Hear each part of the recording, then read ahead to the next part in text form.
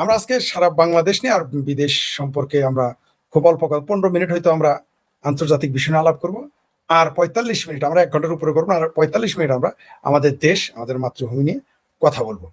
তো সাইফুল বাতেন টিটু, আমরা বেলুচিস্তান নিয়ে শেষে 5 মিনিট কথা বলবো, বেশি না। এখন আমরা বাংলাদেশ সম্পর্কে যদি বলতে, আপনি জানেন বাংলাদেশে এই মুহূর্তে দুটো বিষয় টক অফ দ্য কান্ট্রি। এক, শেখ হাসিনা আসতেছেন। 2, ছাত্ররা মিছিল করতেছে। কখনো মুরগি মিলনকে ওরা বলেছিল ফার্মের মুরগি, আর এখন মুরগি মিলন বলতেছে। এখন মোটামুটি সাপ ও সাপুরও লেগে গেছে। শুনতেছি যে দুষ্ট কিছু পোলাপান নাকি যারা শেখ হাসিনা সরকার উচ্ছেদ করেছিল, তারাও নাকি বলতেছে তারা শেখ হাসিনা কানবে। এটা আমি মানে কংক্রিট নিউজ পাইনি, লোকজন আমাকে বলেছে। কারণ আমি তো ভিডিও দেখাইতে পারি না, তাই আমি পারবো না। এটা আপনার চ্যানেলে দেখাবেন, তখন এক্সপার্ট আপনি মানুষ। এই তো আতরালার সাথে থাকলে আস্তে আস্তে এক্সপার্ট হবো। আজকে শুধু একটা লিঙ্ক বানায় আনতে 10 মিনিট লেগেছে, আপনি জানেন। তো আমরা বুদ্ধিজীবী, প্রিয় দর্শক, আপনারা জানেন যে আমরা পারলে আমরাও বুদ্ধিজীবীদের মতো কথা বলতেও পারি আর লিখতেও পারি। সাইফুল বাতেন টিটু বই তো আছে। কিন্তু আমরা আসলে জনগণের সাথে মিশতে চাই, জনগণের ভাষায় কথা বলতে চাই, জনগণের সুখ দুঃখ বেদনা নিয়ে কথা বলতে চাই, তাদের আকাঙ্ক্ষা নিয়ে কথা বলতে চাই। তাই আমরা এইভাবে কথা বলি। আপনারা জানেন যে একজন মানুষ দীর্ঘক্ষণ কথা শুনতে পারে না। কারণ ওই যে বই কেন মানুষ পড়ে না, কেন মানুষ এত গুরুত্বপূর্ণ কোনো সন্ধান নেই। কালকে যদি সাইফুল বাতেন টিটু, সে সামরিক ব্যক্তি, সে সৈনিক ছিল একজন, সে যদি সানজুর সেই সমরবিদের বই আনে, আমরা কিন্তু কেউ শুনবো না। কিন্তু এটাই যদি একটু রসকস দিয়ে টিটু আমাদের বোঝায়, আমরা সেটা বুঝতে পারবো এবং শুনবো। কিন্তু এটা কিন্তু ক্লাস করানো হয় সারা পৃথিবীর মেজর সৈনিকদের সামনে না, মেজর জেনারেলদের ক্লাস করা হয়। মেজরও পাই কিনা সন্দেহ, কিন্তু জেনারেলরা পড়েছে সেই বই সারা পৃথিবী। তো টিটু যদি আমাদের ওটা বোঝায়, আমি পড়াই বুঝাইলে বুঝবেন না, কিন্তু টিটু যদি নিয়ে আসে আপনারা সেটা বুঝবেন। তো এইরকম শুধু আপনি যেমন অনেক ভালো মাস্টার আছে, উনি কিন্তু ভালো ছাত্র ছাড়া পড়াইতে পারেন। যেমন আমাদের একজন শিক্ষক ছিলেন রবি স্যার, ভালো ছাত্র, তার কাছে খুব ভালো পড়াইতে পারেন উনি। কিন্তু আমরা যারা সাধারণ মানুষ তার যাইতেই ভয় পাইতাম, তার কথা বুঝতাম না। আপনি জানেন যেমন মুজাহিদুল ইসলাম সেলিম, বামপন্থী কমিউনিস্টদের, আপনি চিনেন তাকে। তার বক্তব্য কিন্তু সবাই বুঝে না। তিনি যখন বক্তব্য দেন, সর্বোচ্চ লোক হবে 50 জন। কিন্তু আবার তারই শিষ্যের শিষ্য কমরেড লাকি যদি বক্তব্য দেয়, সেখানে কিন্তু 10,000 হবে। কারণ এর মানে এই না যে লাকি বেশি বুঝে, কমরেড মুজাহিদুল কম বুঝে, তা না। বিষয় হলো যে এক একজন এক এক ভাবে গ্রহণ করতে পারে, এক একজন এক এক ভাবে দিতে পারে। ঠিক যেমন প্রেমের প্রস্তাব মনে করেন, এই যে টিটু তারপর আসাদ নূর, আসিফ মহিউদ্দিন হিরোর মতো। কিন্তু প্রেম কিন্তু আমি জীবনে এদের কম করি নাই, চেহারা খারাপ হওয়ার পরেও। কারণ কি, চলে গেছে নাকি? এই দেখেন এরকম একটা কথা বলার পরেই এই দেখেন গায়েব বাংলাদেশে কিরকম গজব নাজিল হয়েছে, দেখছেন তো? কি সরকার আইলো বাংলাদেশে, কারেন্টও থাকে না, বলেন তো দেখি। এই কি আর বলবো। যাই হোক, আমি আপনার কাছে চলে যাই সরাসরি। তো আমি শুরুতে হলো ছাত্ররা কি করতেছে, এই ছাত্ররা হঠাৎ করে খেপে গেল কেন, যদি একটু আপনি বলতেন প্লিজ। এখন এটা আসলে ফরিদ ভাই, অসংখ্য ধন্যবাদ আপনাকে, আপনার ইউটিউব চ্যানেলে আমাকে আমন্ত্রণ জানানোর জন্য। আপনাকে একটু বিব্রতকর অবস্থায় পড়তে হচ্ছে, ইলেকট্রিসিটি চলে গেছে। তারপরও দুঃখের জনক, আপনাদের বরিশাল আমি পেয়ারা বাগানে আছি, তারপরও কারণ চলে গেছে, ঠিক হয়? আরে স্বরূপ কাটি, এই যে ছাত্র আন্দোলন বা এখন যে দেখেন স্বরূপ কাঠির নাম নিছি, আর দেখেন কারণ চলে গেছে। হাই রে বরিশালের বরকত গোনামের। তো ছাত্র আন্দোলন একটি গণতান্ত্রিক দেশে একটি স্বাভাবিক বিষয়। মানে যে কোনো একটি গণতান্ত্রিক দেশে আন্দোলন একটি স্বাভাবিক গণতান্ত্রিক প্রক্রিয়া। খুবই ভালো ব্যাপার, আন্দোলন হচ্ছে। এবার এই যে আন্দোলনকে যে মানে আন্দোলনের যে শুরুটা যে জায়গা থেকে হয়েছে, এবং যে আসলে এই বা মুরগি মিলনেরও যদি আমরা বলি যে সে যে বলেছে যে এরা ফার্মের মুরগি, ইন্টারাপ্ট করে, ওই যে একজন লিখেছে ফরিদ ভাই, बेलूचिस्तान के लोगों के लेकर जो प्रोग्राम आप लोगों ने किया बहुत अच्छा लगा। Thank you very much. बहुत बहुत शुक्रिया। তো যেটা বিষয় সেটি হচ্ছে আসলে বাংলাদেশের শিক্ষা ব্যবস্থা যে কখনো খুব আহামরি ধরনের কোনো শিক্ষা ব্যবস্থা ছিল না, সেটা আপনিও জানেন, আমিও জানি। কিন্তু এই যে বর্তমান যে শিক্ষামন্ত্রী, যাকে আমরা আগেও শিক্ষামন্ত্রী হিসেবে আমরা দেখেছি বাংলাদেশে, এহসানুল হক মিলন, এই লোকটা হচ্ছে কি আসলে একটা মানে একটি কিভাবে বোঝাবো, মানে he himself is a show. অর্থাৎ শো সে করতে পছন্দ করে, এবং সে তার প্রথম দিনের যদি আপনি দৃশ্যটা মনে থাকে যে সংসদ ভবনের লাফ দিয়া সংসদ ভবন পার হওয়া, এই লোকটা আসলে একটু মানে বেশি শো আপ করতে পছন্দ করে, এবং নিজের অবস্থান, নিজের যোগ্যতা সম্পর্কে সে খুব একটা ওয়াকিবহাল নয় বলে আমার মনে হয়। আপনার নিশ্চয়ই এই বক্তব্যটি আপনি ভুলে যাননি, সে বলেছিল যে পাকিস্তানের শিক্ষা ব্যবস্থা দেখে আমি অবাক। ধন্যবাদ। এই কথা এটা আসলে এটা কি করে বলে বলেন তো? না, এটা এহসানুল হক মিলনদের দ্বারা বলাটাই স্বাভাবিক। এটা হুম, এটা খুব সিম্পল। এবং আপনি আ পাকিস্তানের যে কি অবস্থা এইটা মনে হয় আপনি আমি খুব ভালো করেই জানি। সবাই জানে, এখন পৃথিবীর সবাই জানে। পৃথিবীর সবাই এখন মোটামুটি জানে। সেই পাকিস্তানের শিক্ষাকে তার রোল মডেল মনে হয়েছে এবং সে এসে এই আ মানে যাদের সেই ছাত্রছাত্রী তো আপনার আমার কাছে আসলে শিশু এক ধরনের। অবশ্যই শিশু আপনার সন্তানের নিশ্চয়ই। বয়স। তো এদের প্রতি আসলে যে সে যে আচরণটা করেছে, এটির মধ্যে কোনো আসলে অভিভাবক সুলভ, সে তো আসলে সমস্ত অভিভাবকের অভিভাবক, সে একজন শিক্ষামন্ত্রী। কোনো অভিভাবক সুলভ, কোনো বুদ্ধিদীপ্ত কথাবার্তা আসলে তার ছিল না। সে এসে ১ম এ একটি আতঙ্ক তৈরি করতে দিতে চেয়েছে আসলে সকলের মধ্যে। আ মানে এই করা যাবে না, ওই করে যাবে না, আ পরীক্ষার হলে হচ্ছে গিয়ে সিসি ক্যামেরা বসানো, এই সেই পুলিশ নিয়ে ওখানে যাওয়া। এটা দিয়ে আসলে হয়েছে কি ধরেন সকল ছাত্রছাত্রী তো আর নকল করে না। কিন্তু এই ব্যক্তিটা আসলে আ প্রকারান্তরে বাংলাদেশের সকল ছাত্রছাত্রীকেই এক ধরনের অসৎ তারা। এটি সে একদিকে যেমন দেখাতে চেয়েছে, পাশাপাশি সে নিজে এক ধরনের শো অফ করে এই জায়গাটায় এসছে এবং সে যেটি করেছে সেটি হচ্ছে গিয়ে আপনার মানে তার যে শব্দচয়ন, তার কাদের সাথে জি। কিভাবে কথা বলতে হবে সেটি আসলে সে জানে না। কিন্তু এইখানে আবার আরেকটি কথা বলার রয়েছে। সেটি হচ্ছে এই যে আন্দোলনের যে সমস্ত ছাত্রছাত্রীরা এসছে, তাদের মধ্যে কিন্তু আসলে অ্যা এটি যে তারা সবাই ছাত্রছাত্রী তারা তাদের অধিকার প্রতিষ্ঠার জন্য এসছে, এটিও কিন্তু আবার খুব একটা সত্যি নয়। এখানে জামাতের ইন্ধন রয়েছে। জামাতের ইন্ধন সবসময় থাকে। সে যে সবসময়। সরকারই হোক, তার জামাতের একটা ইন্ধন থাকে। কিন্তু আসলে প্রকৃতপক্ষে যেটি নিয়ে আমাদের আন্দোলন করা উচিত ছিল বা যেটি নিয়ে আমাদের আন্দোলনের দিকে যাওয়া উচিত ছিল, সেটি হচ্ছে আমাদের শিক্ষা ব্যবস্থা। আমাদের শিক্ষা ব্যবস্থা সেই ঘুণে ধরা শিক্ষা ব্যবস্থা। আমি আপনাকে গ্যারান্টি দিয়ে বলতে পারি যে পৃথিবীর আ কোনো দেশেই ৩৩ মার্কে পাস এই জিনিসটা কিন্তু নাই আসলে। হ্যাঁ, এখন নাই। পৃথিবীতে এখন আর নাই। এখন আর নাই। ৩৩ এ পাস কেন হয় সেটি সম্পর্কে আপনি খুব ভালো জানেন। তো আমি একটু দর্শকদেরকে একটু জি, বলে দেই। বলেন, বলেন। সেটি হচ্ছে ব্রিটিশরা আমাদের উপমহাদেশের মানুষদেরকে দিয়ে যেই ধরনের কাজ তারা শিক্ষিত মানুষদেরকে দিয়ে যেই ধরনের কাজ করাবে, তাতে তারা যদি ৩৩ পেয়ে পাস করে, ইটস ভেরি মাচ সাফিসিয়েন্ট। এটা একদম যথেষ্ট। তো যার কারণে এবার বেশিরভাগ মানুষই তো আসলে উচ্চশিক্ষায় আগ্রহী না। যার ফলে তারা ৩৩ এ পাস এই জিনিসটায় এক ধরনের শান্ত থাকে, মানে থাকে এবং তারা ওই ধরনেরই কাজবাজ আসলে ওই সময় থেকে করত। কিন্তু ব্রিটিশরা আজকে গিয়েছে অ্যা কত স ৭৬-৭৭ বছর হয়ে গেছে। এখন পর্যন্ত আমরা আসলে ওই জায়গা থেকে বের হতে পারিনি এবং এখন পর্যন্ত আমাদের শিক্ষা ব্যবস্থাটা একটি দাসত্বমূলক শিক্ষা ব্যবস্থার মধ্য দিয়ে যাচ্ছে আসলে। নিঃসন্দেহে। দাস তৈরি করার একটি শিক্ষা, দাস তৈরি করার একটি কল হচ্ছে গিয়ে স্কুল, কলেজ, বিশ্ববিদ্যালয়। এবং আপনি দেখবেন যে আমাদের শিক্ষা ব্যবস্থাটা এমন করা হয়েছে যে আ ছাত্রছাত্রীরা কে কত ভালো চাকরি পাবে সেই কারণে আসলে তারা পরে পড়াশোনা করে। হ্যাঁ, তারা যে আসলে শিক্ষা ধরেন কথার কথা একটা লোক সমাজবিজ্ঞানে অনার্স করেছে। সমাজবিজ্ঞানে অনার্স করে সে একজন ভালো গায়ক হতে পারবে। এই চিন্তা কিন্তু কেউ করে না। একজন রাইট। ভালো নায়ক, অভিনেতা হবে, একজন ভালো নৃত্যশিল্পী হবে, একজন ভালো আ মানে অন্যান্য যে সমস্ত একজন ভালো দার্শনিক হবে। এই ধরনের চিন্তাভাবনা আসলে আমাদের জাতিগোষ্ঠীকে আমরা ভাবাইতেই পারি নাই। আমরা এই চিন্তাটাই করতে পারি নাই। কিন্তু আমি যেটা বলতে চাই আপনার কথাটার সংক্ষিপ্ত যে এক লাইনে কথা বলে আমি শেষ করব। সেটি হচ্ছে এই শিক্ষামন্ত্রী যে আসলে যার কারণে এই আন্দোলনটা হচ্ছে, সেও যেমন হচ্ছে গিয়ে একটা মানে কি বলবো আমি আপনাকে টয়লেটের পচা গুয়ের মতো। আর যারা আন্দোলন করছে তারাও টয়লেটের পচা গু, তারাও জানে না আসলে তারা কিসের জন্য আন্দোলন করছে। তো সুতরাং এটা আপনি একটি লেজে গোবরের প্রজেক্ট বলতে পারেন ফরিদ ভাই। লেজে গোবরের ব্যাপার। সুন্দর কথা বলেছেন। আপনার কাছে ছোট্ট একটা প্রশ্ন দিয়ে রাখতে চাই। কিছু রেখেছি। এ অনেক আসলে মানে ওই যে কালকে আমরা ওইদিন আলোচনা করলাম না যে কোন বিষয় নিয়ে আলোচনা করব। প্রতি ২৪ ঘন্টায় ২৪ টা ঘটনা আসে। কোনটা বেশি। ছেড়ে কোনটা নিয়ে আলোচনা করি। যেমন এই যে একটা শিরোনাম আসছে, জুলাই হত্যার শহীদ এখন সৌদি আরবে, মামলার বাদী ভুয়া। এক্সাক্টলি। আরেকটা জায়গায় এসেছে যে জুলাই সন্ত্রাসী মানে যে শহীদ হয়েছে ঘোষণা সে টিভিতে কথা বলতেছে। এটা আমাদের ওই যে ফারহানা ইন্দ্রা হাসব্যান্ড পলাশ ভাই বলেছেন।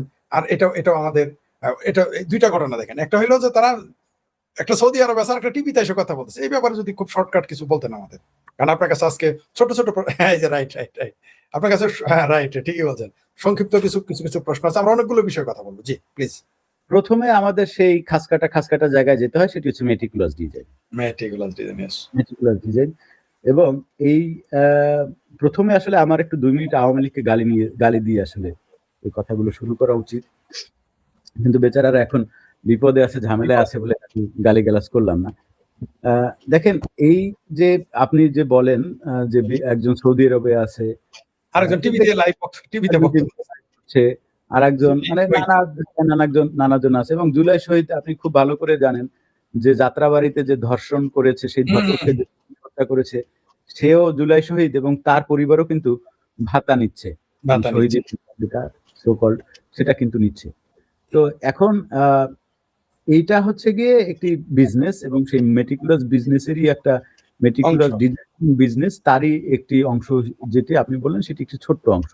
কিন্তু আমি একটু এর ফাঁকে একটু অন্য কথা বলতে চাই, কেন আসলে আওয়ামী লীগকে উঠতে বসতে গালাগাল করা উচিত।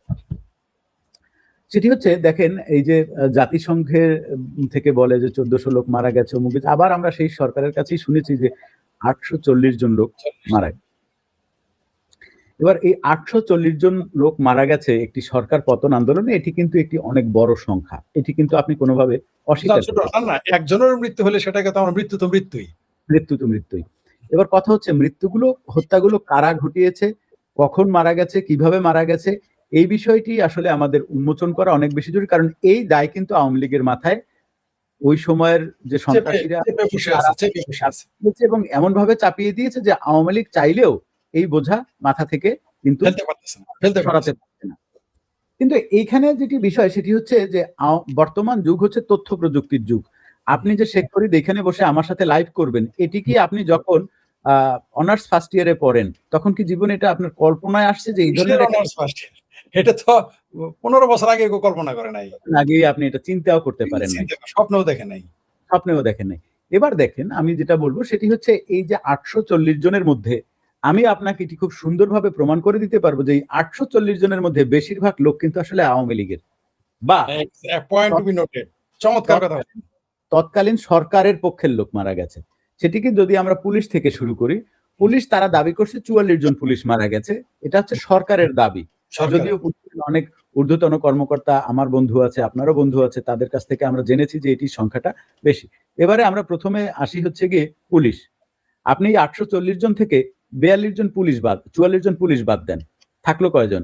থাকলো হচ্ছে গিয়ে 796 জন থাকে। এই 796 থেকে আপনি ছাত্রলীগের হচ্ছে গিয়ে যে 30 জনকে হত্যা করা হয়েছে চিটাগাংয়ে, 7 থেকে ফেলে আপনি তাদেরকে বাদ দেন। 19 জন লোক মারা গেছে জাবের কোম্পানির হোটেল পোড়াতে গিয়ে, ওখানে মারা গেছে হোটেলে, যশোরে, আপনি সেই 19 জনকে বাদ দেন। আপনি বাদ আমি আসছি, আপনি বাদ দেন সিরাজগঞ্জের সেই 7 জনকে যারা আওয়ামী লীগ নেতার বাড়ি লুট করতে গিয়ে 2 জন বিএনপির নেতার লিডারের ছেলে এবং একজন জামাতের লিডারের ছেলে, পাশাপাশি আরো 4 জন, অর্থাৎ মোট 7 জন যে ওখানে মারা গেছে, সেই 7 জনও কিন্তু এই 840 জনের মধ্যে, আপনি বোঝার চেষ্টা করেন। তারপরে এবারে আপনি আসেন যে গাজী টায়ারের যে টায়ার কোম্পানির যে প্লাস্টিক, ওখানে আগুন দিতে গিয়ে, সেই কোম্পানি লুটপাট করতে গিয়ে সেইখানে একটা বড় সংখ্যক, আমি এই মুহূর্তে আমার সংখ্যাটা মনে নাই, তারা কিন্তু এখানে মারা গেছে।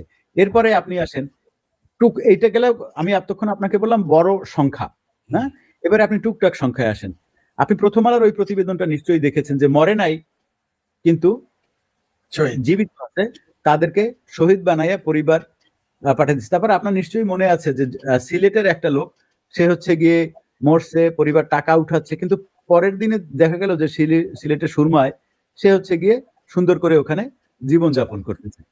তারপরে আপনি আসেন, আমার কাছে সকল সংবাদ এবং ভিডিওগুলো আছে, সেটা হচ্ছে কি প্রথম আলোর একটা প্রতিবেদন, যে লোকটা দোকান দিচ্ছে, তারপরে লোকজন যায় বলতেছে তুমি তো মারা গেছো জুলাই আন্দোলনে, গাছ দিয়ে পরে মারা গেছে, পারিবারিক দ্বন্দ্বে বিচি চাইপা মাইরা ফেলছে, এই সমস্ত কিছু আজকে হচ্ছে গিয়ে আপনার জুলাই শহীদ হয়ে গিয়ে দাঁড়িয়েছে, কিন্তু তারা প্রত্যেকেই কিন্তু আসলে অন্য কারণে মারা গেছে। এটা গেল মারা যাওয়া। এরপরে হচ্ছে গিয়ে যারা জীবিত আছে, যাদেরকে হচ্ছে গিয়ে আমরা শহীদ বলে জানি, তার মধ্যে একটা হচ্ছে গিয়ে মানে সে ঢাকা বিশ্ববিদ্যালয়ের ছাত্র না, কিন্তু তাকে বলা হয়েছে সে ঢাকা বিশ্ববিদ্যালয়ের ছাত্র, এবং আপনার মনে থাকবে যে একটি স্ট্রেচার যাচ্ছিল এবং সেই স্ট্রেচারে করে উপরে ভিডিওটার উপরে মানে ক্যাপশন না, ভিডিওটার উপরে পেস্ট করা একটি লেখা ছিল যে জুলাই আন্দোলনের প্রথম শহীদ। কথা বুঝছেন?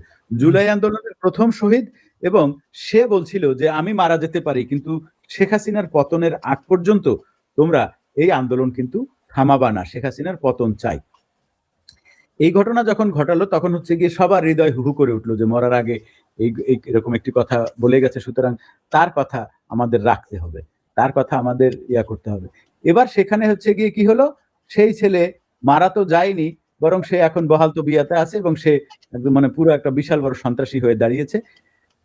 এবং এই যখন এই ভিডিওটা যখন প্রকাশিত হলো, এর পরপর কিন্তু আপনি খেয়াল করে দেখবেন বাংলাদেশে যতগুলো সহিংস আন্দোলন এই জুলাই সন্ত্রাসীরা করেছে তার কিন্তু শুরুটা হলো ওখান থেকে। বিটিভিতে আগুন দেওয়া, মেট্রো রেল জ্বালানো, দুর্যোগ ব্যবস্থাপনা মন্ত্রণালয়ের কাগজপত্র পোড়ানো, এগুলো কিন্তু তারপরে শুরু হলো। তো এই যে বিষয়গুলো, এই বিষয়গুলো আমি একটি কথা বলেছিলাম, আপনার নিশ্চয়ই আপনি ভুলে যাননি, যে এই তথাকথিত যে জুলাই, এই জুলাইতে যারা যারা মারা গেছে, আমার ধারণা প্রত্যেকটি আপনার হত্যাকাণ্ডের ভিডিও আছে। আপনার মনে আছে কিনা আমি জানি না, আমি কিন্তু এই কথাটি বলেছিলাম যে প্রত্যেকটি হত্যাকাণ্ডের ভিডিও, এমনকি এই যে আবু সাইদকে যে মার্সে জামাত, যখন সে ওখানে মাথার পেছনে ঘা নিয়ে যখন মাথা থেকে রক্ত ঝরছিল ওই অবস্থায় যখন সে দৌড়দৌড়ি, এবং সেটা পোস্টমর্টম রিপোর্টে এসেছে যে এই যে গুলি, আমি যেহেতু একজন ডিফেন্স পার্সন, আমি এটা খুব ভালো করে জানি যে ওই গুলিতে আসলে মানুষ মারা যায় কিনা, এবং এটা কিন্তু আপনি দেখবেন যে এটি এখন আর ওইসব বিষয় নিয়ে কিন্তু ইদানিং এর আবু সাইদ কিভাবে মারা গেছে এটি নিয়ে কিন্তু যেমন কথা বলেন হচ্ছে কি আপনার এই সাউয়ার মৃত্যু নিয়েও কিন্তু এখন আর কথা হয় না, শুধু সাউয়ার বিচার চাই। এখন যেটা ঘটনা হয়েছে সেটা হচ্ছে সাউয়ার বিচার কেন আসলে মানে কেন তদন্ত প্রতিবেদন কেন বারবার পেছাচ্ছে, সেটা কি আপনি জানেন? কারণ হচ্ছে কি এই হত্যাকাণ্ড, এটি যে একটি পারিবারিক হত্যাকাণ্ড সেই কথাও কিন্তু এসছে। এটি যে আসলে অনেকে এটাও বলছে যে এই জুমার সাথে পীড়িতের কারণে হাদির বউ নিজেই হাদিকে হত্যা করাইছে, এই ধরনের কথাও কিন্তু মার্কেটে আছে। আবার ওদিকে এটাও প্রচলিত আছে যে জামাত জুমাকে দিয়ে এই হত্যাকাণ্ডটি ঘটিয়েছে, কারণ হচ্ছে গিয়ে ওইখানে জামাতের জন্য হচ্ছে গিয়ে একটি ট্রাম্প কার্ড দরকার ছিল, এবং সেই নির্বাচনের আগে একটি ট্রাম্প কার্ড দরকার ছিল, এবং সেই ট্রাম্প কার্ডটি ছিল হচ্ছে গিয়ে আপনার এই সাউয়া মিয়া। এখন কেন আমি আসলে আওয়ামী লীগকে গালি দেওয়া উচিত এই কথাটি বলে আমি কেন শুরু করছি, কারণ এইগুলো প্রমাণ করার জন্য সমস্ত ধরনের ডকুমেন্টেশন এখন, যদি আপনি একটা 15-16 বছরের মানে ছেলে বা তার থেকেও 10-12 বছরের একটা ছেলেকেও দেন, ও কিন্তু বার করে গুছিয়ে বানাতে পারবে। কিন্তু আওয়ামী লীগের আসলে সেই দিকে কোনো মনোযোগ নাই, বরং তারা, আমার কেন জানি মনে হচ্ছে তাদের মাথায় যে এই মিথ্যে অভিযোগটি দিয়ে দেওয়া হয়েছে, এই অভিযোগ নিয়ে তারা আসলে হয়তো খানিকটা ঘুরতে পছন্দ করে। ওই যে অনেকে আছে না যে আসলে ব্যথা ভালোবাসে, কষ্ট পেতে ভালোবাসে, হয়তো এই যে দুঃখ বিলাসী আওয়ামী লীগ, তারা ঠিক আছে আমাদের মাথায় দিয়ে দিছে 1400 লোকের হত্যার বোঝা, ঠিক আছে আমরা এটা নিয়ে চলি। তারপরে আমি যে আপনারা খুব ভালো করে দেখেছেন যে মুগ্ধকে যখন হত্যা করলো স্নাইপার গুলি করে, আমি আপনাকে গ্যারান্টি দিয়ে বলতে পারি, এবং এটা আমি বাংলাদেশ সরকার না সহ আমি পৃথিবীর যে কোনো ডিফেন্স ফোর্সকে আমি চ্যালেঞ্জ করে বলতে পারি, যে স্নাইপার দিয়ে মারা হয়েছে ওই লেভেলের sniper Bangladesh army, police, BDR, সেনানো, বিমান কোথাও ওই এটা আপনি ভালো বলতে পারবেন আমাদের সাথে, রাইট? ওই লেভেলের স্নাইপার আসলে বাংলাদেশে ট্রেন করে বানানো হয় না। এখন আমি একটা কথা বলি, একজন ভালো শুটার কিন্তু একজন ভালো স্নাইপার না। স্নাইপার কিন্তু ভিন্ন জিনিস। স্নাইপার ভিন্ন জিনিস, মানে স্নাইপার মানে হচ্ছে শিওর শট। ভালো শুটার আর স্নাইপার কিন্তু এক জিনিস না। Brigadier general M Sakhawat Hossain কিন্তু একটা কথা বলেছিলেন উনি নিজেই, যে যেই লেভেলের স্নাইপার, যেই লেভেলের শুটার দিয়ে স্টুডেন্ট লিডারদেরকে হত্যা করা হয়েছে, ওই লেভেলের shooter Bangladesh police, Bangladesh army সহ যতগুলো সশস্ত্র বাহিনী বাংলাদেশে আছে যারা আজ অস্ত্র ব্যবহার করে, তাদের কারো কাছে এই লেভেলের শুটার নাই।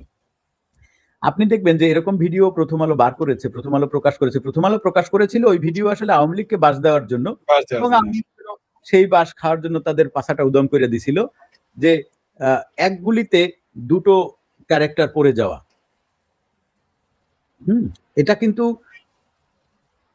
এটা কিন্তু মানে স্নাইপারদের মধ্যেও যারা অত্যন্ত উঁচু লেভেলের, মানে স্নাইপারদের মধ্যে যারা উঁচু এবং উঁচু লেভেলের তার মধ্যে আবার তাদের তারা পক্ষে তাদের পক্ষে এটা এক বুলেটে 2টা ফেলা সম্ভব। তাছাড়া এটা রিয়ার কেস, এটা রিয়ার কেস। আমি আপনাকে বোঝাই, এক বুলেটের যে আপনার যে রাইফেলের ব্যারেলটার মধ্যে একটা টুইস্ট থাকে ভেতরে, একটা মানে টুইস্ট থাকে, অর্থাৎ একটা খাসকাটা একটা দাগ থাকে। এই খাসকাটা দাগটা থাকার কারণে বুলেটটা যখন হচ্ছে গিয়ে আপনার বের হয়, বাংলাদেশে যে মানে যে রাইফেলটা, সেই রাইফেলটার যে বুলেট, সেই বুলেটের যে স্পিড সেটা হচ্ছে 735 মিটার পার সেকেন্ড। কথা বুঝছেন কিন্তু, এর স্পিড হচ্ছে 735 মিটার, 700 মিটার পার সেকেন্ড স্পিডে সে যায়। এবার এই বুলেটটা যখন হচ্ছে গিয়ে ধরেন এখান থেকে যখন ঢোকে, তখন এর যে ভেতরের যে, ও তো ভেতরে পেঁচায়, কারণ বুলেটটা তো স্পিন করতে করতে যায়, বুলেটটা তো এইভাবে যায় না, বুলেটটা যায় স্পিন করতে করতে, তারপরে পেছনে যে আছে ঠিক একই মানে একই দূর মানে ইয়া থেকে তার ওই জায়গায় বুলেটটা এখান থেকে ভেদ করে এখান থেকে বেরিয়ে গিয়ে তার বুলেটে হিট করবে।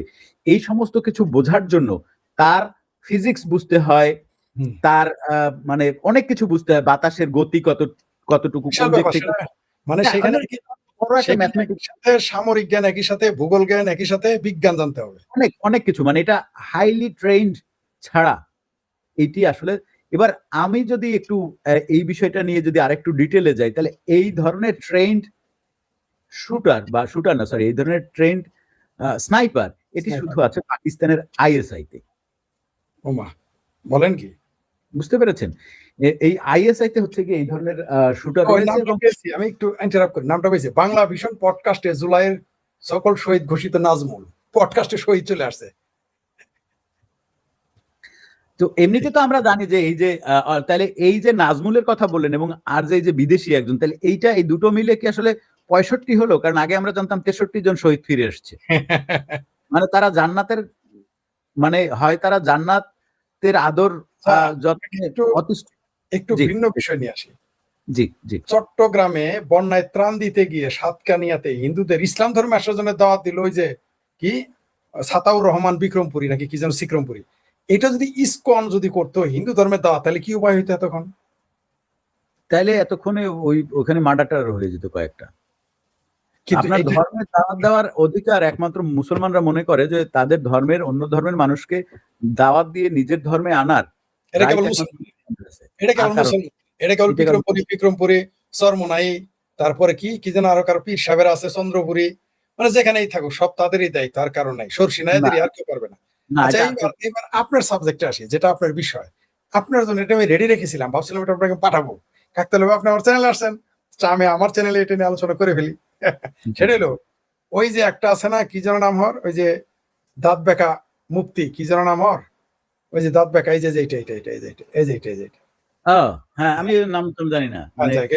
এ বলছে যে হলুদ মিডিয়াগুলো মাদ্রাসার ইজ্জতের সর্বনাশ করতেছে, মানে এরা মাদ্রাসায় কোনো বলৎকার করে না, এটি বুঝে। এই ব্যাপারে যদি আপনি একটু, বেশি না আপনাদের বহু 2 মিনিট বলেন প্লিজ।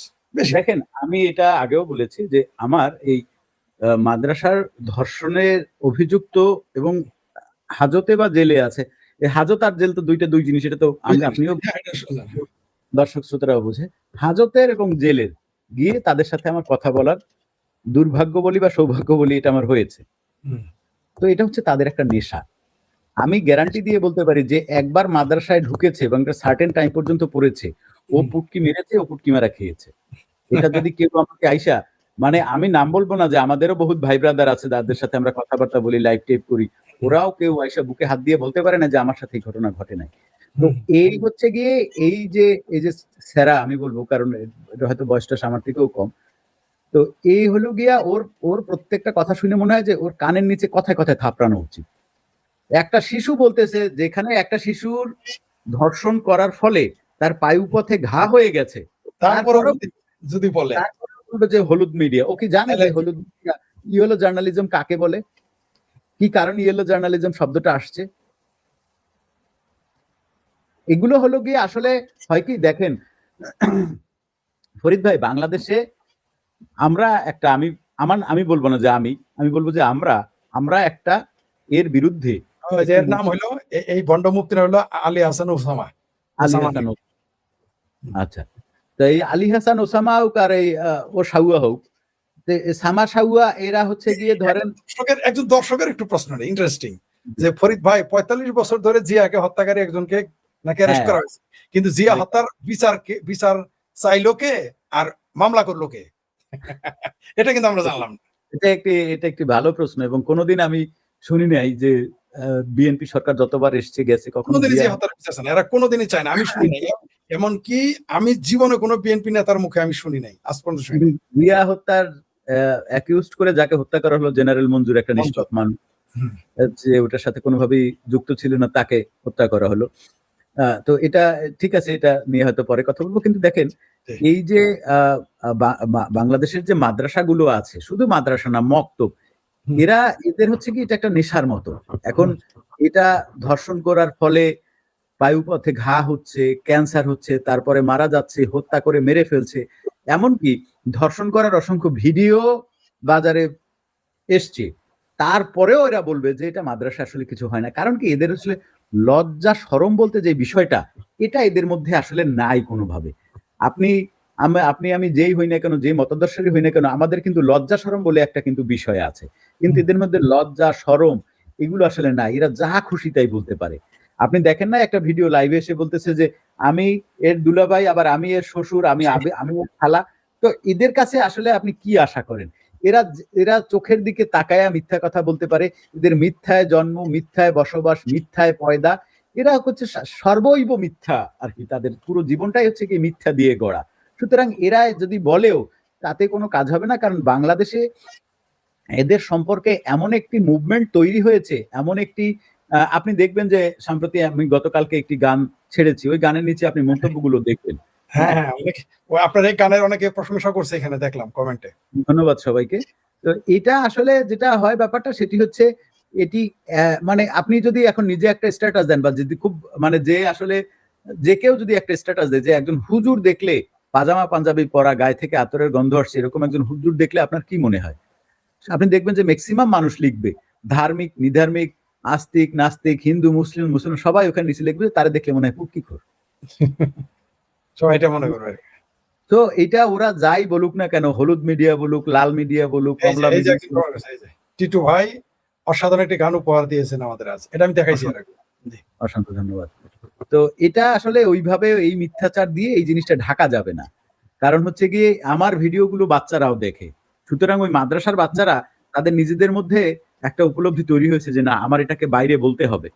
এবং আমি আপনাকে বলতেছি, আমি এই প্রাসাদ ভেঙে খান খান করে দেব। অবশ্যই আমরা আপনার সাথে আছি। এই মিথ্যার প্রাসাদ, এই তাসের ঘরের মতো তাদের যে মান, ইজ্জত, সম্মান, ভুয়া সম্মান, আপনি যদি ধর্মে বিশ্বাসীও হন, বা যে ধর্মে বিশ্বাসী যারা এই ভিডিওটি দেখছেন, আপনি কি মনে করেন যে আপনার মাকে যে জানাজা দিল, যাদের মা মারা গেছে, আপনার মাকে যে জানাজা দিল, যে সে কিছু আগে একটা পোলা পুটকি মাইরে আসে না, অথবা আপনি আজকে কি বার, আজকে বৃহস্পতিবার নাকি? হ্যাঁ, বৃহস্পতিবার। আপনি আগামী শুক্রবার যার পিছনে জুম্মা নামাজ পড়বেন, আজকে পোলা পুটকি মারবে না, এইটা কিন্তু আপনি কোনো গ্যারান্টি দিয়ে বলতে পারেন না। নিঃসন্দেহে আমরা চাই আপনি এই সমস্ত, মানে আমরা কোনো ধর্মের কথা বলছি না, যারা এই সমস্ত অপকর্ম করে, বলৎকার করে, তাদের ঘর আপনি তাসের ঘরের মতো ভেঙে দিন। আমি এবার আপনাকে দুইটা দেশের মৌলবি নিয়ে কথা বলবো, ছোট ছোট প্রশ্ন, উত্তর ছোট ছোট দেন। যেমন বাংলাদেশের এক বাচ্চা মৌলবি, ওই যে কাজ্জাব বিন ইউসুফ নাকি রাজ্জাক বিন ইউসুফের পোলাই বলছে, ওর নাম হলো কি আব্দুল্লাহ বিন রাজ্জাক, সে বলছে বিশ্ববিদ্যালয়ের বাজেট বন্যার্থদের দেওয়া হোক, ছাত্র জাতির বোঝা তৈরি হচ্ছে। এটা বলছে বাংলাদেশের সাও মৌলবী আব্দুর রাজ্জাক বিন, কাজ্জাব বিন নাকি শয়তানের পোলা আব্দুল্লাহ বিন রাজ্জাক। আর ভারতের এক মৌলবী বলেছেন, তিনি বলেছেন দেরিতে বিয়ে ধর্ষণের অন্যতম কারণ। এটা হলো ভারতের এক সিনিয়র মৌলবী বলেছেন, যারা টেলিভিশনে সারাদিন দেখা যায়। যে এই দুইটা বিষয় যদি একটু বলতেন। দেখেন, আমি কি বলবো, আমি আসলে এটা এদের নিয়ে কথা বলতে হলে আসলে মানে মুখ খারাপ হয়ে যায়। আপনার চ্যানেলে না, মুখ খারাপ করে না, চ্যানেলে এমনি আমার চ্যানেলে এমনি রেস্ট্রিকশন দেয়, গায়েব হয়ে যায়। বলেন, ভালো একটু চেঞ্জ করে বলেন। হ্যাঁ, এই যে যার কথা বললেন, রাজ্জাক বিন ইউসুফের ছেলে, রাজ্জাক বিন ইউসুফ নিজে হচ্ছে গিয়ে সন্ত্রাসের একটা আতুর ঘর। হত্যা ছাড়া তার মুখে কোনো কথা নাই। তার ছেলে যে সে তার বাপের থেকে 2 কাঠি সরেস। এবার বিশ্ববিদ্যালয়ে, মানে ওই যে আমার গানে দেখবেন যে একটা লাইন আছে এরকম, যে যখন মানুষ আলোতে আসবে তখন তোমরা আসলে কি করে খাবা। এখন ওরা মানুষকে আলোর পথে নিতে চায় না। এই যে আপনার গান সম্পর্কে আরেকজন মন্তব্য করেছে। Thank you. তো এরা তো আসলে মানুষকে আলোর পথে দেখতে চায় না, কারণ যখন মানুষ আলোর পথে থাকবে তখনই হচ্ছে গিয়ে তাদের ব্যবসা নাই হয়ে যাবে। সুতরাং তারা বিশ্ববিদ্যালয়ের বিপক্ষে কথা বলবে, এটাই স্বাভাবিক। এবং বিশ্ববিদ্যালয়ে না যাইয়া আপনি সেই মাদ্রাসায় দেন, যাতে ও আর বাপে দুইজন একসাথে মিলে বাচ্চাগুলোরে পুটকি মারতে পারে এবং তাদের ঘাড়ের উপরে বৈশা বৈশা দিনের পর দিন বছরের পর বছর খাইতে পারে। এই জন্য এরা বিশ্ববিদ্যালয়ের বিরুদ্ধে লেগে গেছে এখন। এক্স্যাক্টলি। এবং আপনি যে এই যে যেটা বললেন যে এই আচ্ছা, এখানে ফাঁকে আরেকটি কথা আসছে, আমি সেই কথাটি আপনাকে বলি। সেটি হচ্ছে এই যে বলে যে রবীন্দ্রনাথ ঠাকুর বিশ্ববিদ্যালয় প্রতিষ্ঠার বিপক্ষে ছিল, এখন আপনি দেখেন প্রতিষ্ঠার বিরুদ্ধে, বিশ্ববিদ্যালয়ের বিরুদ্ধে কারা, এটি এখন আপনারা দেখেন। আপনার একটা কমেন্টস করছে আপনার জন্য, টিটু ভাই আপনার বইয়ের হার্ড কপি ভারত থেকে কিভাবে পাবো একটু জানাবেন প্লিজ। ভাই, ভারত থেকে কিভাবে পাবেন আপনি জানেন? আপনি যদি পিডিএফ পান, পিডিএফ পাইয়ে আপনি ওইটাকে হাজার হাজার কপি প্রিন্ট করে আপনি ব্যবসা করেন, তাতে আমার কোনো সমস্যা নেই।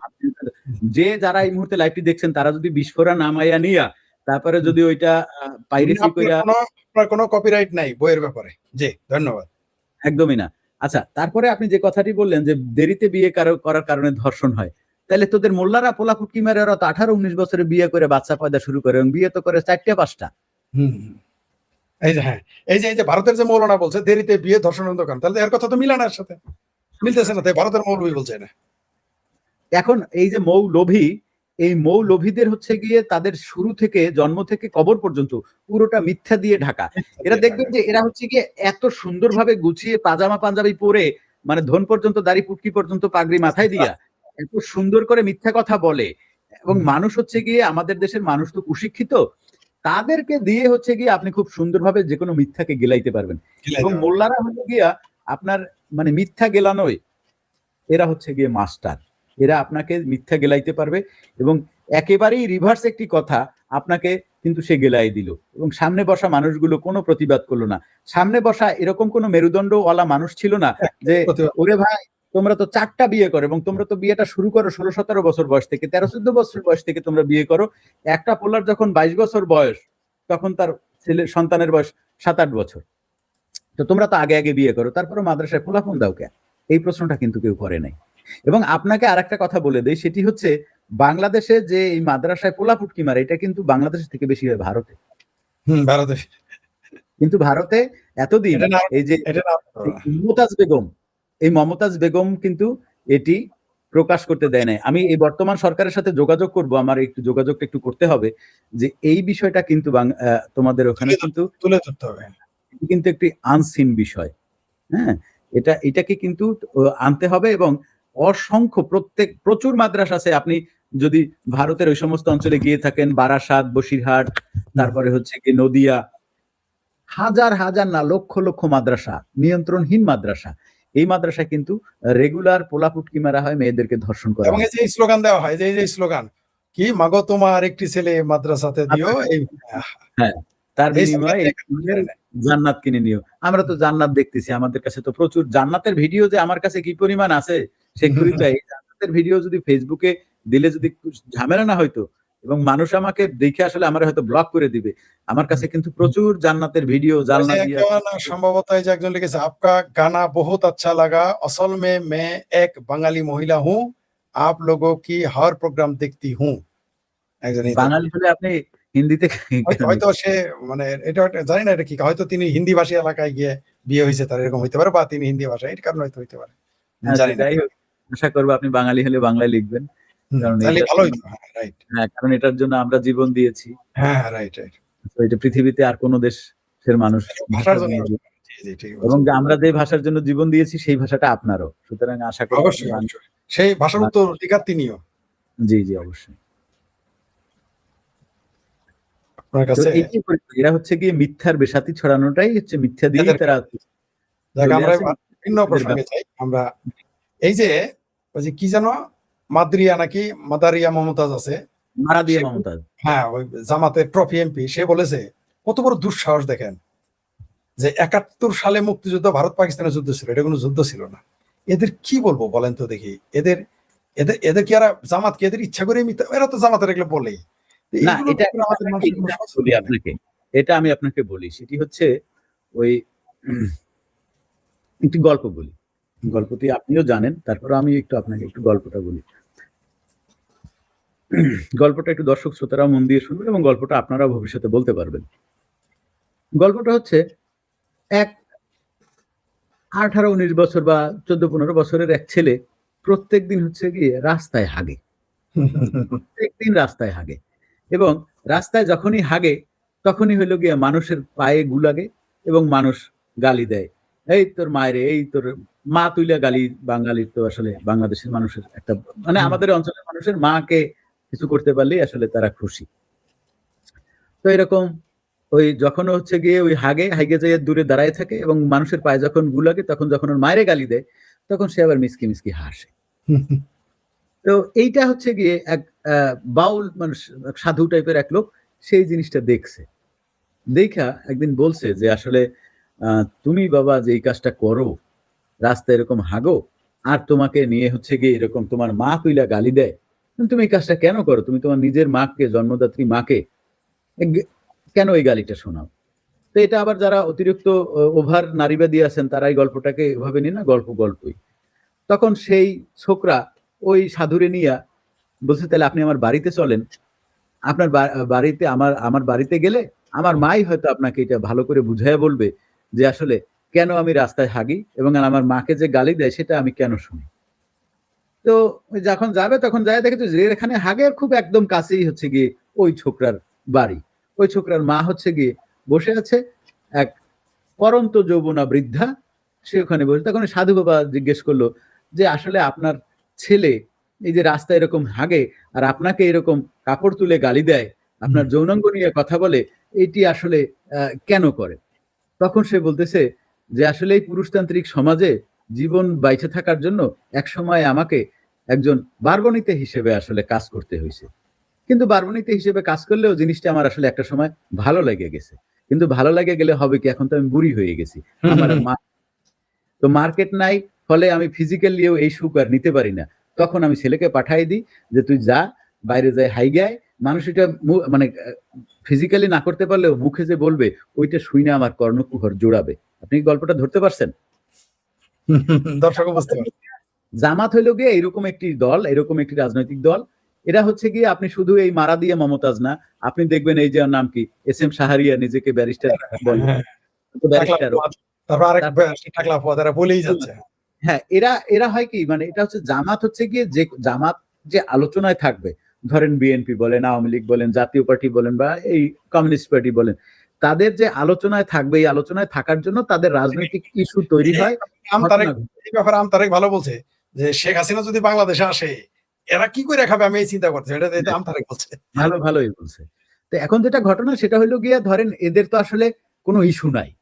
এরা হচ্ছে গিয়ে মুক্তিযুদ্ধ নিয়ে দুইটা বাজে কথা বলবে, এরা হচ্ছে গিয়ে ৭১ নিয়ে দুটো বাজে কথা বলবে, বঙ্গবন্ধুকে নিয়ে কিছু বাজে কথা বলবে, এরা হচ্ছে গিয়ে ভারতের মুক্তিযুদ্ধে ভারতীয়দের অবদান এটা নিয়ে দুটো বাজে কথা বলবে। এই সমস্ত কথা টথা বললে তারা একটু গালি শুনবে, তাদেরকে নিয়ে একটু মানুষ আলোচনা করবে, তাদের ভিডিওটা ভাইরাল হবে, এইটা করবে। আপনি দেখবেন না মানে আমি বিএনপি খুব মানে বিএনপি পছন্দ না করার মানে আমি পছন্দ করি না, এরকমই একটি রাজনৈতিক দল। বিএনপির লোকেরা কিন্তু এইরকম মানে এই ধরনের কথা বলে না, তারা হয়তো উল্টোপাল্টা অনেক কথা বলে। যেমন মেজর হাফিজ মানে ফাজিল বেয়াদবটা বলছে যে এক মেজরের ডাকে নাকি বাংলাদেশ স্বাধীন হয়ে গেছে। ও যে কোথাকার কোন মেজর ছিল মানে এটি নাকি কোনো রাজনীতি, যাই হোক এটি আসলে জামাত তো এক কদম আগে নিকাল গিয়া, সে তো এখন জিয়ার কথা মেজরের কথা বলে না, সে বলছে ক্যাপ্টেন অলি আহমেদের কথা। তখন মানুষ ফরিদ ভাই এই সমস্ত কথাগুলো বলে এক ধরনের আলোচনায় থাকার জন্য।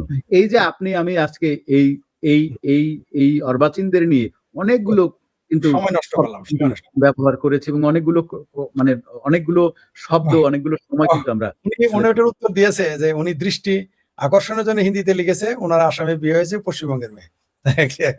ধন্যবাদ। আচ্ছা ঠিক আছে।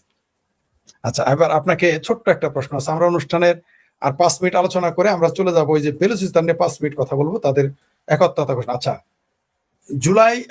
ডেইলি যুগান্তরে 2 দিন আগে একটা নিউজ এসেছে যে জুলাই বিরোধিতার অভিযোগে স্বাস্থ্য পরিচালককে বের করে দিয়ে কক্ষে তালা। আচ্ছা এখন মুক্তিযুদ্ধ বিরোধিতা করার জন্য যখন এদের বের করে দিয়ে কক্ষে তালা দিবে, তখন তো বলবে প্রশাসন নষ্ট করে দিতেছে আওয়ামী লীগ, বা আমরা নষ্ট করি, আমরা তো এটা করবো। তখন এরা কি যাও, এটা বলেন তো আপনি।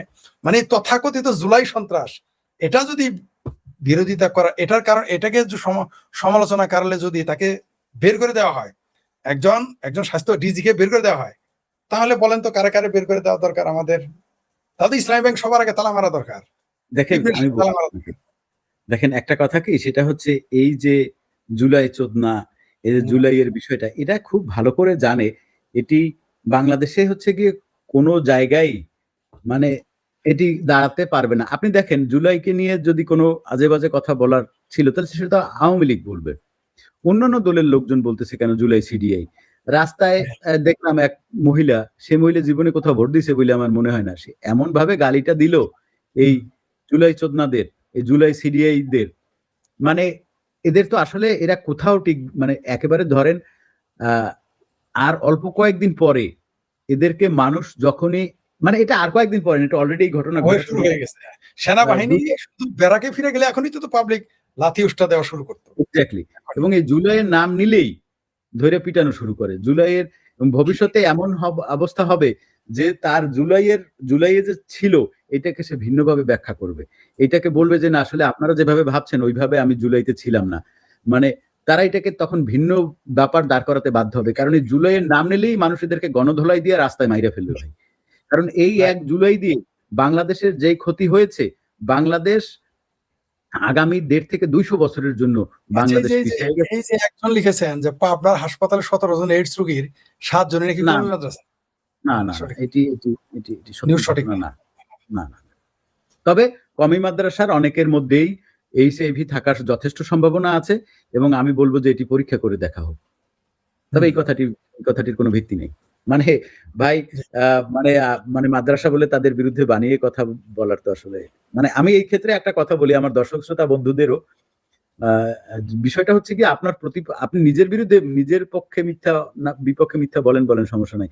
প্রতিপক্ষের বিরুদ্ধে কখনো মিথ্যা বলবেন না। কেন বলবেন না? সত্যটা বললে তখন মানুষ বিশ্বাস করবে না। মানুষ বিশ্বাস করবে না।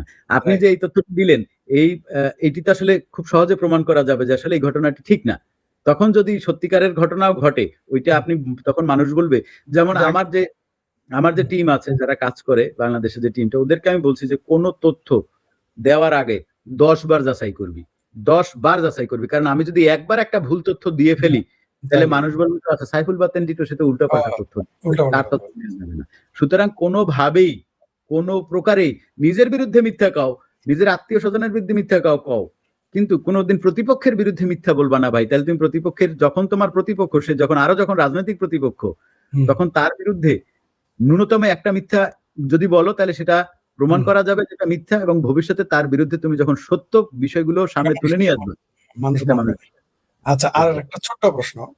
আমাদের বাংলাদেশের মানুষ তো একাধারে ইরানের পক্ষে, আমাদের বাংলা মুসলমান একের সাথে ফিলিস্তিনের। এই যে ফিলিস্তিনের যে প্রেসিডেন্ট বললো জর্ডান, কুয়েত, বাহরাইনে ইরানের হামলার নিন্দা জানাইছে, এবার বাংলা মুসলমান কোন দিকে যাবে? দেখেন বাঙ্গু মুসলমান হইল গিয়ে আসলে এটা একটা খুব অদ্ভুত জাতি। এরা না হইতে পারছে বাঙালি, না হইতে পারছে মুসলমান। হ্যাঁ, এরা হচ্ছে গিয়ে সবচেয়ে এদের যে সংকটটা, এটা হচ্ছে আইডেন্টিটি ক্রাইসিস। হ্যাঁ, এরা ভয়ঙ্কর পরিমাণে আইডেন্টিটি ক্রাইসিসে ভোগে, এবং এই যে উল্টা পাল্টা পাগলের মতো প্রলাপ বকা, এগুলো শুধুমাত্র তারা আসলে তাদের আইডেন্টিটি ক্রাইসিস থেকে। তারা কি, মানে আপনি গিয়ে দেখেন মিডল ইস্টের, মানে মানে আপনি জানেন আমি আমার এক আরাবিয়ান ফ্রেন্ডকে নিয়ে লাইভও করেছিলাম। আমার প্রচুর আরবের ফ্রেন্ড আছে, মানে একেবারে মানে খোদ সৌদি আরবের, লিবিয়ার, সিরিয়ার। লিবিয়া তো আরবের দেশ না, কিন্তু ওখানে তো আসলে এক ধরনের আরবের দেশই হয়ে গেছে আর কি, যদিও এটা হয়তো অনেকেই জানে না যে লিবিয়া আফ্রিকার একটা দেশ। তো এই যে মুসলিম কান্ট্রি বলে যে সমস্ত দেশগুলোকে আমরা ইয়ে করি, সিরিয়া, লিবিয়া, কি বলে আপনার সৌদি আরব, ওমান, কাতার, দুবাই, যদিও দুবাই দেশ না, আমি বোঝাতে চাচ্ছি আর কি, আপনারা আশা করি বুঝতে পারতেছেন। তারা এই দেশের মানুষকে, বাংলাদেশ, ভারত, পাকিস্তানের মুসলমানদেরকে মুসলমানের কাতারেই ধরে না, কোনোভাবেই মুসলমান হিসেবে তাদেরকে গোনেই না। মানে আমি যদি বলি যে তাদের সাথে যায় নামাজ টামাজ পড়লাম, এই সেই করলাম, আমাকে তারা আমার দিকে তাকে হাসবে, তুমি কে তুমি কিসের মুসলমান? তো এরা হচ্ছে কি আইডেন্টিটি ক্রাইসিসে ভোগা। এই আইডেন্টিটি ক্রাইসিসে ভোগার জায়গা থেকে এই জাতীয় বিষয়গুলো আসলে তাদের মধ্যে। এই যে একজন এটা নিয়ে আপনি একেবারে এক বাক্যে উত্তর দিবেন, আমরা ভিন্ন প্রসঙ্গে যাব শেষের দিকে। মাদ্রাসা হলো একটি অ্যাপিস্টেন আইল্যান্ড, আর হুজুরা হলো এক একজন অ্যাপিস্টেন। না, আমি এটা বলবো যে এটা তার থেকেও ভয়ঙ্কর। ওরে বাবা, এটা কি বললেন? মানে এর চেয়েও ভয়ঙ্কর? এর থেকেও ভয়ঙ্কর। কারণ হচ্ছে গিয়ে ওই ওইটা একটা ওইখানে ধরেন কেন এটা ভয়ঙ্কর আমি বলি যে অ্যাপস্টেইন ফাইলে ধরেন ১ জন ২ জন যারা বা ১০ অনেক জন বা ২০ জন বা ৫০ জন। ৫০ জন বা ১০০ জন সে হুম। হয়তো ওই অ্যাপস্টেইনের দ্বারা নিগ্রহের শিকার হইছে বা আরেকজনের দ্বারা নিগ্রহের শিকার হইছে। কিন্তু মাদ্রাসায় একটা শিশুকে আটকে ৩ জন সারারাত ধর্ষণ করেছে এই নিউজ তো আছেই। ৩ জন মাদ্রাসা শিক্ষক ৩ জন লাগাতার ধর্ষণ করতে রইছে। মানে এবং চিন্তা করেন। ওইটা তো অপরাধ, মানুষ সেটা স্বীকার করেছে। এটা তো অপরাধ স্বীকারই করে না। হ্যাঁ, ওটার কিন্তু এবং অপরাধ স্বীকার অ্যাপস্টেইন ফাইল নিয়ে আপনি ঘৃণা দেখবেন সবাই। না পৃথিবীর কেউ এমন পক্ষ কোন নিয়েছে, কেউ ও পক্ষ নেয় না। কেউ কোনো পক্ষ নেয় নাই। বরং হচ্ছে গিয়ে যে দেশের আ এই ঘটনা তারা তীব্রভাবে নিন্দা জানিয়েছে এবং তারা হয়তো অ্যাপস্টিন বেঁচে থাকলে তার হয়তো অনেক কঠোর বিচার হতো। কিন্তু বাংলাদেশের মানুষ তো এটা স্বীকারই করে না। স্বীকারই করে আজকে না। সাইফুল বাতেন টিটো এখানে কেন? সাইফুল বাতেন টিটো বাল ছিড়বে? মানে আমি কি সুইডেনে খুব আনন্দে আছি আপনাদের মনে হয়? কেন আমি এখানে পড়ে আছি? আমি ইন্ডিয়ায় ছিলাম। আমি আজকে ৫-৬ বছর ধরে বাংলাদেশের বাইরে। কেন আমি আমার মাতৃভূমি থেকে আমি দূরে থাকবো? যাবো, আমার হ্যাঁ। কল্লার দাম কেন নির্ধারণ করা হইছে? এগুলো কারণ হলো গিয়া এরা এটাকে স্বীকারই করে না। এই জায়গাটা অ্যাপস্টেইন পৃথিবীর যাও, সবচাইতে নিকৃষ্ট, ভয়ঙ্কর। নিকৃষ্ট অপরাধী হচ্ছে গিয়ে এই অ্যাপস্টেইন এবং এর তার সাথে চেয়ে জড়িত যারা ছিল। তার থেকেও নিকৃষ্ট হইল গিয়া এই মাদ্রাসার মোল্লারা। আচ্ছা, এই যে যারা বলে যে আচ্ছা, এই যে চিন্ময় কৃষ্ণ দাস, যদিও সেটা মিথ্যা যে তার ধর্মের পতাকা উড়াইছিল, তারপর বাংলাদেশে নাকি ইতালি, জার্মানি এদের পতাকা উড়ানো নিষেধ। এই যে একজন লিখেছে যে আজকে সচিবালয় এলাকায় ইরান ও প্যালেস্টাইনের পতাকা দেখেছে, কোন কারণে এটা আপনি কিভাবে দেখবেন? ওই যে একই আইডেন্টিটি ক্রাইসিস। আইডেন্টিটি ক্রাইসিস এবং আসলে বাংলাদেশের মানুষ আসলে বোঝেই না সে কি করবে। তার কি কখন কি মানে এরা হচ্ছে গিয়ে মানে এরা আসলে এক ধরনের পৃথিবীর মধ্যে সবচাইতে বিভ্রান্ত জাতি হচ্ছে বাঙ্গভূমি। আচ্ছা, সবচাইতে আপনাকে বিভ্রান্ত জাতি কিছু বুঝে না আপনাকে দেশের একজন ভিতরে। একটা ব্যক্তিগত প্রশ্ন করছে, পেশাগত, পার্সোনাল একেবারে। সেটা কি দেখাবো? হ্যাঁ, হ্যাঁ দেখেন। আচ্ছা। একজন লিখেছেন যে, "টিটু ভাই সেনাবাহিনী চাকরি ছেড়ে দিয়েছেন কেন জানতে ইচ্ছে করে।" সংক্ষিপ্তভাবে যদি আপনি বলতে চান বলেন। এটা তো আপনার পার্সোনাল ব্যাপার। নাও দিতে পারেন, এটা আপনার ব্যাপার। না পার্সোনাল তো বটেই মানে ভালো লাগে নাই আসলে। মানে চাকরিটা আপনার ভালো লাগেনি। প্রিয় দর্শক, আপনারা শুনলেন, তার কাছে ওই পেশাটা আর ভালো লাগে। স্বাভাবিক মানবিক মানুষ সেনাবাহিনীতে কিভাবে চাকরি করে? বেশি দিন করতে পারবে না। কারণ সেনাবাহিনীর কাজ তো আসলে মানুষ মারারই কাজ নয়, মরার কাজ। তিনি হয়তো মরতে পারবেন কিন্তু মারতে পারবেন না। যখন মানুষ মানবিক হয়ে যায় সে মরতে পারে, মারতে পারে না সহজে। জি। এই যে সবাই আপনাদের এই যে বারবার আমাদের প্রশংসা করতেছে। এই যে মুক্তিযোদ্ধার পক্ষের মানুষ সত্যি যে আমরা বেলুচদের নিয়ে কথা বলছি, অনেকে প্রশংসা করেছে। এইবার বেলুচদের নিয়ে আপনি একটু যদি ২-৩ মিনিট বাংলাদেশের জনগণের সামনে উপস্থাপন করেন। কারণ জনসমর্থন একটা ব্যাপার। আমরা যদি বেলুচদের নিয়ে ১০০ জন মানুষকে সচেতন করতে পারি, সেটা বেলুচদের উপকার হবে। তারা আমাদের কাছে টাকা চায় না। আমি অদ্ভুত ব্যাপার। আমি কিন্তু অবাক হয়ে গেলাম। আমি কিন্তু বারবার তাদের ইশারা দিয়েছি যে তাদের কোনো অর্থনৈতিক সহযোগিতা কেউ সেটা নিয়ে আলোচনা দিয়ে গেল না। তারা পাস করে গেল। খেয়াল করছেন? মানে কত বড় হৃদয় আর তাদের নিজেদের কনফিডেন্ট। তারা কি চেয়েছে যে আপনারা আমাদের ইন্টেলেকচুয়ালি মিডিয়া, সামাজিক যোগাযোগ মাধ্যমে সহযোগিতা করেন, ডিপ্লোম্যাটিক। আর যখন অর্থনৈতিক আসবে সেটা তারা ব্যবসা করতে চেয়েছে। কোন অর্থনৈতিক সহযোগিতা হ্যাঁ, কিন্তু এটা চাই না। খেয়াল করছেন? একটা জাতি হ্যাঁ, ৭৫ বছর যাবৎ বেলুচেরা নির্যাতিত। তারা কেউ না, শুধু এরা না। আমার মনে হয় কেউ চায় না। জি, এই না, ওদের না ব্যাপারে বাংলাদেশের জনগণকে বেলুচ সম্পর্কে আপনি ২-৩ মিনিটের কিছু বলেন। আমার অনুষ্ঠানের একেবারে শেষের দিকে প্লিজ। ধন্যবাদ। বেলুচিস্তান প্রথমত বুঝতে হবে যে বেলুচিস্তানের কালচার যেটা মানে মানে আমাদের একটি জাতিগোষ্ঠীর আসলে মূল আইডেন্টিটি হচ্ছে গিয়ে তার সংস্কৃতি।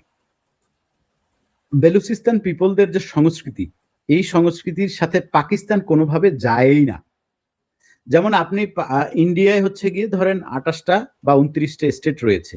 হুম, কিন্তু তাদের কমন একটি কালচার আছে কিন্তু। হুম। কমন একটি কালচার আছে। যেটি কিন্তু বেলুচিস্তান এবং পাকিস্তান এক না।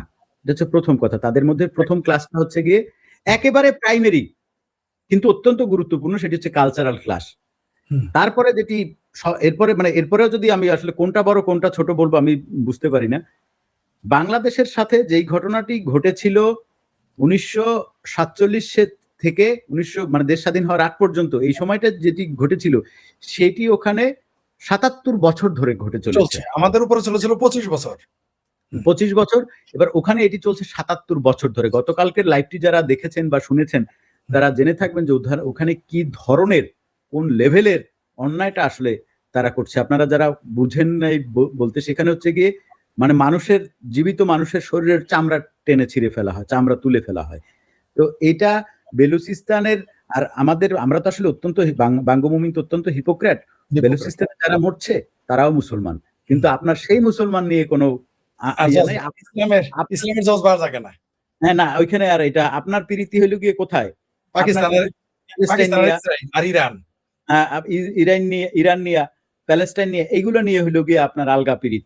অথচ আপনার বাড়ির পাশে যে মুসলমানদেরকে মরতেছে, ভাই সকল কিছু বাদ দেন, প্রত্যেকদিন বাংলাদেশে 2 লক্ষ মুসলমানকে ধর্ষণ করা হয়, 2 লক্ষ মুসলিম শিশুকে মাদ্রাসায় ধর্ষণ করা হয়, আপনি সেটা নিয়ে কথা বলেন না। কিন্তু বাঙ্গু মুমিনে যে বলি যে বাঙ্গু মুমিন হইল গিয়া আপনার পৃথিবীর সবচেয়ে বিভ্রান্ত জাতিগোষ্ঠী হইলো, যদি পৃথিবীর সবচাইতে বিভ্রান্ত জাতিগোষ্ঠী যেটা, সেটি হচ্ছে বাংলাদেশের বাংলাভাষী মুসলমান। সুতরাং এরা আসলে কোথায় কি বলবে, কি বলতে হবে, কি বলতে হবে না, কার জন্য ইয়ে করতে হবে, ভাই তোমার এত হাদি ভরা, তোমার এত মায়া মমতা মুসলমানদের জন্য, তাহলে তুমি হচ্ছে গিয়ে মানে প্যালেস্টাইনের শিশুদের জন্য আমরা লিখি না, আমরা দাঁড়াই না, আমরা কথা বলি না, আমরা প্যালেস্টাইনের শিশুদের নিয়ে যে কথা বলি।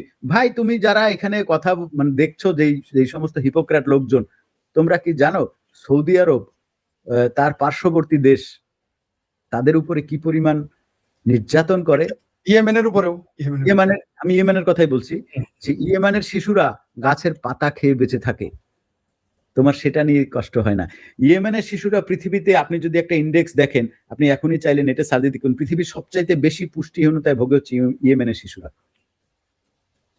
অথচ তার পাশের দেশ সৌদি আরবে প্রত্যেক দিন একদিন যে খাবার নষ্ট করে, একদিন যে খাবার নষ্ট করে, ওইটা দিয়ে পুরা ইয়েমেনের শিশুরা 15 দিন খাইতে পারবে। ভাই একদিন যে খাবার নষ্ট করে, তোমার সেটা নিয়ে কোনো কথা নাই। তোমার দেশে, নিজের দেশে হচ্ছে গিয়ে প্রতিদিন 2 লক্ষ শিশু মিনিমাম ধর্ষণ হয়, তোমার সেটা নিয়ে কথা নাই। তোমার পার্শ্ববর্তী দেশে বালুচিস্তানে প্রত্যেক দিন মুসলমানদেরকে হত্যা করে এই না পাকিস্তানের লোকজন, তা নিয়ে তোমার কোনো ইয়ে নাই। ইরান, কি বলে, চীনে হচ্ছে গিয়ে মারাত্মক নির্যাতন করা হয় মুসলমানদের প্রতি, উইঘুর মুসলমানদের প্রতি, সেটা নিয়ে কেউ কথা বলে না। কারণ এমনকি বামপন্থী, অদ্ভুত ব্যাপার, শুধু মুসলমান না, বামপন্থীরা একটু না না, এরা হচ্ছে গিয়ে পিক অ্যান্ড চুজ, এরা হচ্ছে গিয়ে যেটা মনে করে সেটা নিয়ে কথা বলে ফায়দা, ওই সিলেক্টিভ বিষয় নিয়ে কথা বলবে। এদের থেকে ভণ্ড, এদের থেকে হিপোক্রেট, এদের থেকে স্যাসরা পৃথিবীতে দ্বিতীয়টা কোথাও নেই। জি, ধন্যবাদ আপনাকে। প্রিয় দর্শক, যারা আমরা বলেছিলাম 1 ঘন্টায় শেষ করব, আর 1-2 মিনিট আছে। আমরা আজকের আলোচনা আমরা বিভিন্ন বিষয় নিয়ে বিচ্ছিন্নভাবে, আসলে আমাদের আজকের অনুষ্ঠানটা আচানক শুরু করেছি, এবং এটা টিটুর কারণে। আমি সম্ভবত আগামী রবিবার বা সোমবার থেকে নিয়মিত, যে বলেছিলাম, আমার কিছু টিটু জানে যে আমার ব্যক্তিগত কারণে আমি এখন আসতেছি না নিয়মিত। আপনাদের আবার টিটুকে আমি নিয়ে আসবো। শুধু টিটু নয়, আমাদের চ্যানেল আরো লোকজনকে দেখতে পারবেন, আমাকেও টিটুর চ্যানেলে দেখতে পারবেন। এবং আমরা প্ল্যান করতেছি যে প্রতিদিন একটা অনুষ্ঠান আমাদের করা যায় কিনা, অন্তত 7 দিন যেন অন্তত 2 জনে, আমাদের সাইফুল বাতের টিটুর আর আমার চ্যানেলে 7 দিনে, যাতে আমরা 7 দিনই উপস্থিত থাকতে পারি। দরকার ছোট্ট 30 মিনিটের হলো, আমরা সেটা চেষ্টা করবো। এছাড়া আমাদের নিয়মিত অনুষ্ঠান আপনারা দেখবেন। সবাই ভালো থাকবেন। আমরা সিলেক্টিভ মানবতাবাদী না, আমরা যেখানে মানবাধিকার লঙ্ঘন হবে আমরা তার বিরুদ্ধেই কথা বলবো। আমরা বাংলাদেশের কোন রাজনৈতিক দলের সাথে আমাদের রাজনৈতিক সম্পর্ক না টিটুর আছে না আমার আছে। আমরা বাংলাদেশের মুক্তিযুদ্ধের প্রশ্নে আমরা ঐক্যবদ্ধ। বাংলাদেশের মুক্তিযুদ্ধের প্রশ্নে, বঙ্গবন্ধুর প্রশ্নে, 72 সংবিধান প্রশ্নে আমরা কাউকে ছাড় দেব না। সে যে দলের হোক, যে মতের হোক, তাদের সাথে আমাদের বিরোধ অনিবার্য। যদি কেউ সেটা বিরোধিতা করে, আমরা তাদের বিরোধিতা করব। দেশে থাকি, বিদেশে থাকি, আত্মগোপনে থাকি, প্রকাশ্য থাকি, মঞ্চে থাকি, লেখায় থাকি, গানে দেয়। যেমন টিটু এখন গান আপনাদের সামনে নিয়ে আসছে, যেভাবে সে লিখতেছে। একজন অবশ্য আমাকে প্রশ্ন করেছে এইখানেই, যে আপনার পিডিএফটা তো সার্চ দিলেই পাওয়া যাবে, আপনার সেই বিস্ফোরা বইয়ের কি লিখে সার্চ দেবে, আপনি একটু মুখে একটু বলে দিয়ে শেষ করে দেন। বিস্ফোরা সাইফুল বাতেন টিটো পিডিএফ।